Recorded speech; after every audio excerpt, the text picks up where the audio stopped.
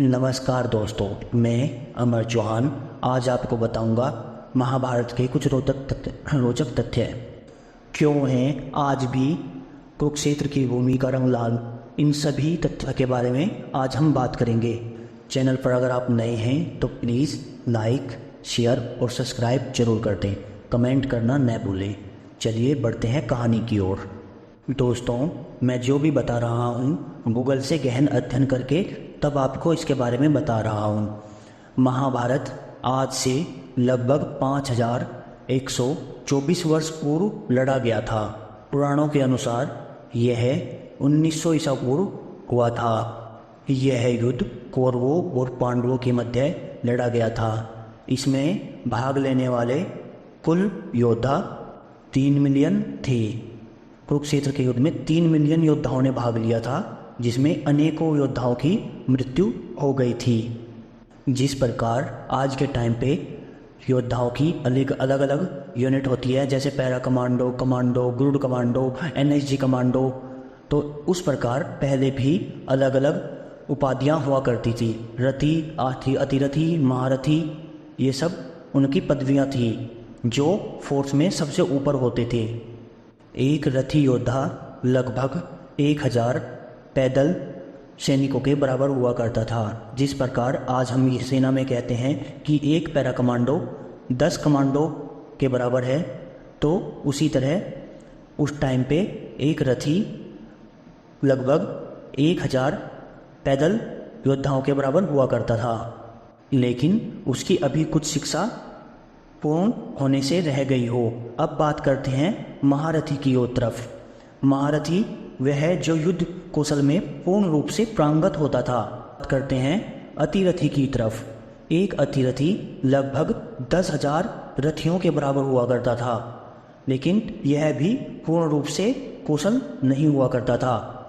अब बात करते हैं महारथी की तरफ। यह योद्धा पूर्ण रूप से हर प्रकार के दिव्य अस्त्रों को चलाने में समर्थ होता था तथा यह 12 अतिरथियों के बराबर होता था, यानी कि यह केवल अकेला 7,20,000 सशस्त्र योद्धाओं से युद्ध लड़ने में समर्थ होता था। यह ब्रह्मास्त्र चलाने का ज्ञान भी जानता था। दोस्तों, हम आपको अब बताएंगे महाभारत में महारथियों ने भाग लिया था उनके बारे में।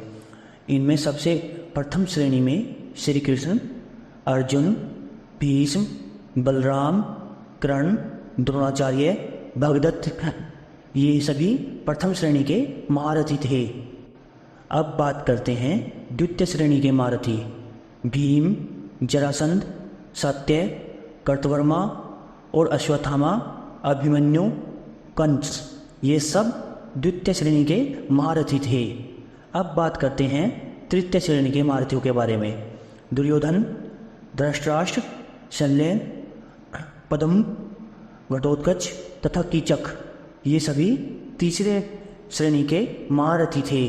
अब बात करते हैं कहानी में आज भी जिस कारण कुरुक्षेत्र की युद्ध भूमि लाल है। तो दोस्तों, वहाँ पर एक बहुत ही बड़ा नरसंहार युद्ध हुआ था, जिसकी वजह से अनेकों योद्धा वीर गति को प्राप्त हुए और उनका रक्त उस धरती पर बहा, जिसके कारण आज भी वह लाल है। दोस्तों, अब कुछ लोगों के मन में यह बात आ रही होगी कि एक महारथी इसके अनुसार 7 लाख से भी ज़्यादा योद्धाओं का वध कर सकता था। एक अकेला योद्धा इतना कैसे कर सकता है? तो दोस्तों, मैं आपको बता दूं, ब्रह्मास्त्र, ब्रह्मांडास्त्र और भगवान शिव का पशुपशास्त्र अस्त्र, ये ऐसे अस्त्र थे जो पल भर में समूल पृथ्वी का विनाश करने में भी समर्थ थे।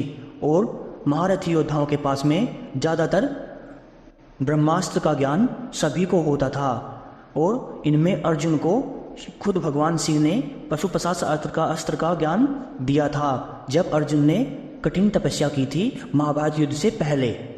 लेकिन दोस्तों, मैं आपको एक बात बताना भूल गया, ये भी आपको बताते हुए चलूं कि इनमें महारथियों में सभी ज़्यादातर देवताओं के पुत्र थे, कोई भी सामान्य आदमी नहीं था। तो बात करते हैं महाभारत युद्ध में सबसे बड़े दिग्गज योद्धा और खुद भगवान कहे जाने वाले श्री कृष्ण वासुदेव जी के बारे में। ये खुद श्री हरि विष्णु के अवतार थे और बलराम जी शेषनाग के अवतार थे।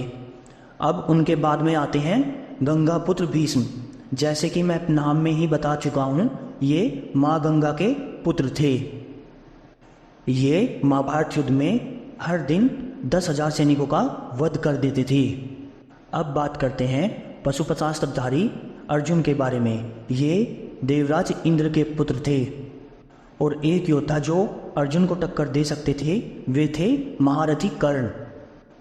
महारथी कर्ण खुद भगवान सूर्यदेव के पुत्र थे। अब बात करते हैं 100 हाथियों का बल रखने वाले भीम के बारे में। ये पवन देव के पुत्र थे। ये सभी महारथी देवों के पुत्र थे। हाँ, इनमें जैसे कि कहा जाता है, जैसे कि अब हम बात करते हैं गुरु द्रोणाचार्य और अश्वत्थामा के बारे में, तो ये देवपुत्र नहीं थे, लेकिन ये भी महारथी की श्रेणी में आते हैं।